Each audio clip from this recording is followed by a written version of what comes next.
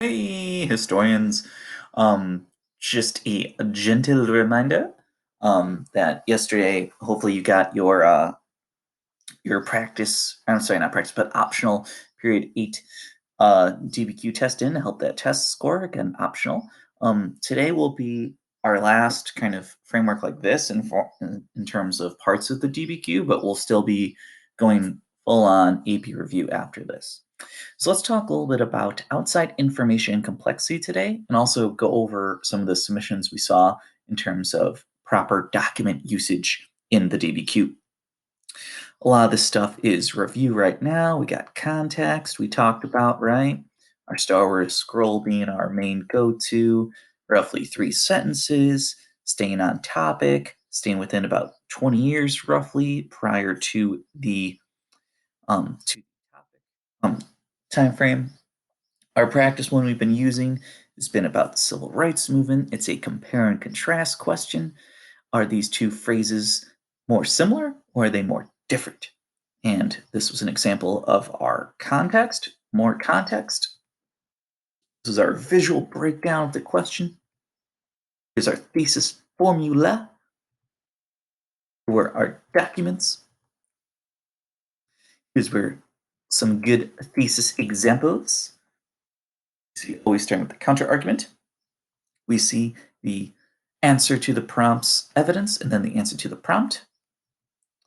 We talked about how you'll get scored in terms of the evidence and how it's changed slightly for the modified test this year, mostly in terms of the amount of documents needed to achieve points.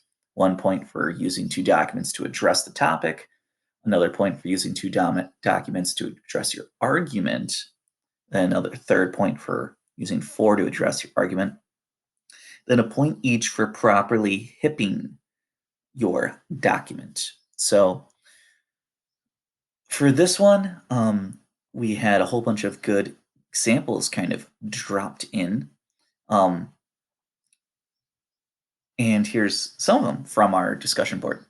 So this one reads, the purpose of Stokely Carmichael's statement in What We Want was to inform the American government on what is really needed for Black communities and the people within these communities.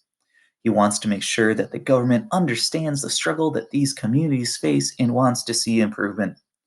Much like King's involvement with the SCLC, this specific statement emphasized the urgency of a better and well organized community for those in poverty.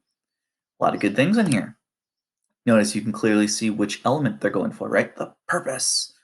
Um, then notice how it's going further than just simply describing the document, right? That would get you a point for using it to inform the topic, but you got to go further to use it as part of your argument. We're using this document to argue comparison, right? And you can kind of see that in the blue here, much like King's involvement with the SCLC. We're going in to try and showcase how both King's group and Stokely Carmichael's statement are emphasizing the same kind of organization methods. Also notice how they did a great job of labeling the document used. This is document 4 right here. Without doing that, your reader might not go through and give you the credit.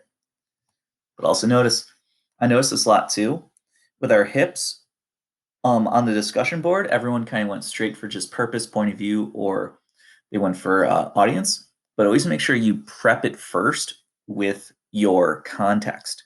So I kind of jotted one down real quick to go along with that previous example. So I wrote the speech by Stokely Carmichael, What We Want from 1966, relates to the failure of President Johnson's Great Society to improve the lives of African Americans, as Carmichael references the future of African American communities. So I kind of placed this document in history. I'm placing it in context of Johnson's Great Society, but then I didn't stop there. I went on to say why it works in that context because he's talking about how that society fails African Americans. That's the connection. So if you put both the context together with that purpose, you see that this is a good proper use. This would get you a point for that HIP thesis. I know this looks like a lot, but remember that you only need to do this twice to get all of the points for those HIP parts of the rubric, okay? So you don't need to do this for all 5 documents. you do this procedure for two of them, and you'll get a point for each one you do properly.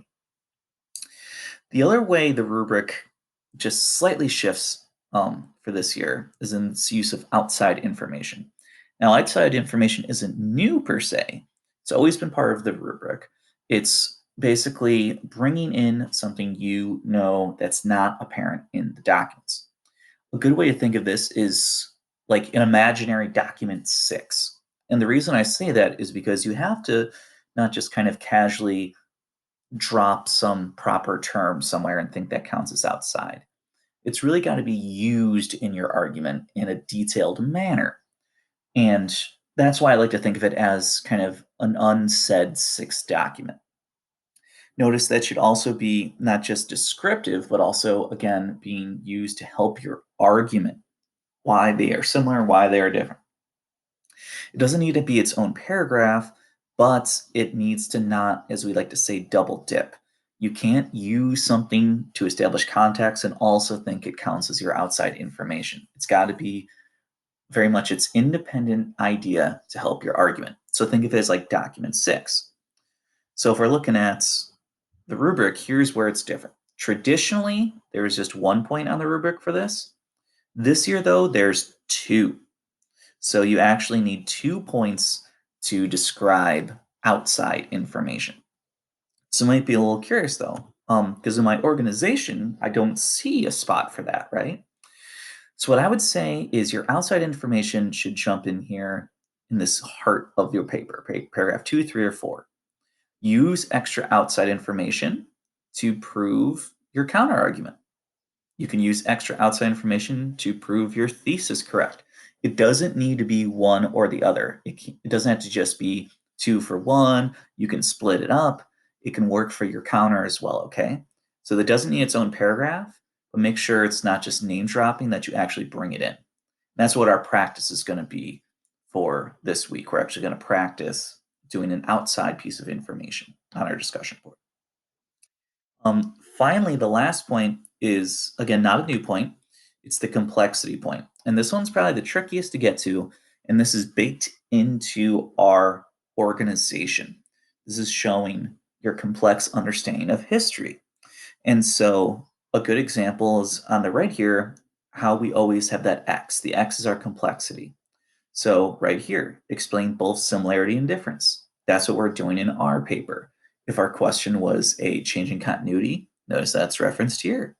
Or if we're talking about a cause and effect, that's the X, the different causes. So this, again, doesn't have its own spot in our organization. It's already here. It's already in paragraph 2. So we're doing great work, folks. Let's keep it going. Please make sure you are checking that AP checklist and that you're making sure that your technology is good to go. You're doing those proper tests. You let me know what questions you have so I can help you out. Talk to you soon.